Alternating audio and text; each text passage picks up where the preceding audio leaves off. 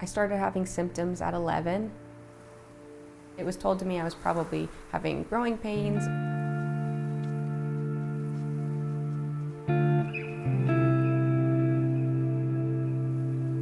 I cycled through all sorts of doctors.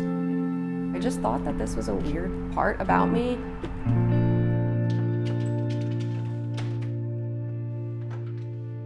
No one expects a tumor in a small kid.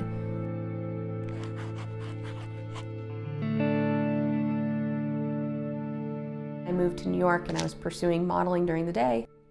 So I did online school at night. I started college at 14.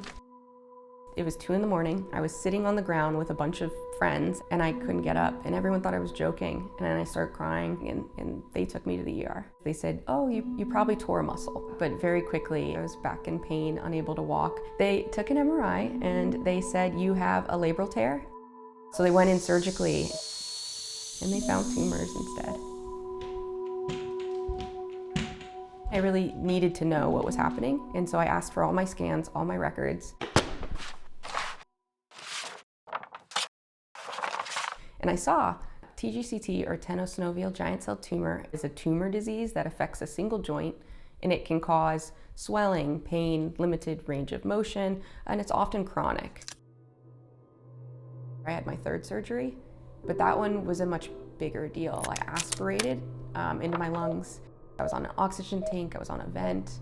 They called my family and said, oh, you should come out. So it was a very traumatic ordeal.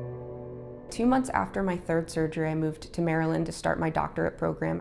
Unfortunately, TGCT doesn't really care where I live.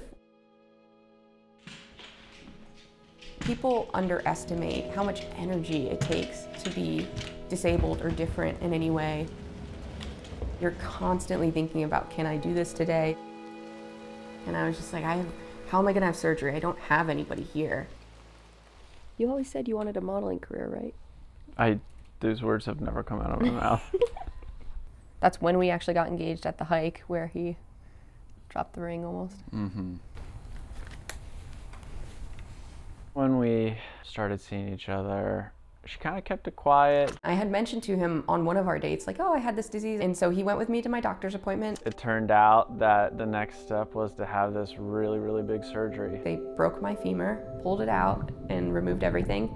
I couldn't walk for 3 months. He pushed my wheelchair every single day around the dog park.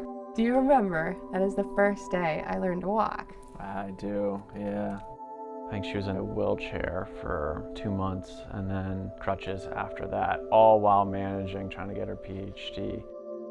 I said, like, if this dictates my life now, for some reason that was symbolic that it would dictate the rest of my life. And so I said, no, I'm gonna stay in my program. How did that turn out? Well, I'm here now with a doctorate. I am pleased to introduce Dr. Sydney Stern. Congratulations, Sydney. I had the privilege of getting so much education. It allowed me to find a purpose. I chose rare diseases because of TGCT.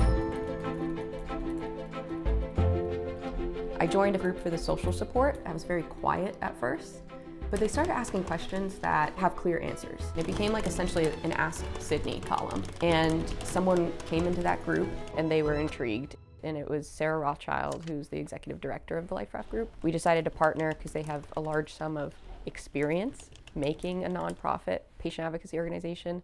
And TGCT Support was born November 2019. It's incredible how it's grown. We have support groups, we have consensus papers. We are the leading research organization for TGCT that's entirely dedicated to including the patient voice in those outcomes. So I do have an appointment with an orthopedic oncologist. What are some other questions I can ask my provider? So what I would be asking in this situation, if this was my scan, is whether that disease could be removed when you become symptomatic. The mass amount of patients want to know, I have this disease. Why? Can I prevent the disease? How do I make surgery better? How do I make the recovery easier? And so what I've learned through the experience is the why questions, they're not necessary for a treatment, but they're necessary for patients to feel confident in their decisions. It's just hard to make sense of, what you read on the internet versus like what you're seeing and what you're hearing. I've always loved being outside. My husband likes being outside. It's something that really bonded us. I live my every single day wondering, is this going to be the last day I don't have symptoms? And tomorrow am I going to have symptoms? There's certainly a grieving period that comes with being diagnosed with something that you may have forever. Hiking is a pain you choose. I know it's going to hurt after, but I made that choice. It's not my body making it. I get to accomplish something that even I don't know I can do. My main goal for TGCT is that no one feels the way I did. Hopeless, alone, not enough resources or information. And so until I meet every single person to make sure they don't feel that way, I'll keep trying.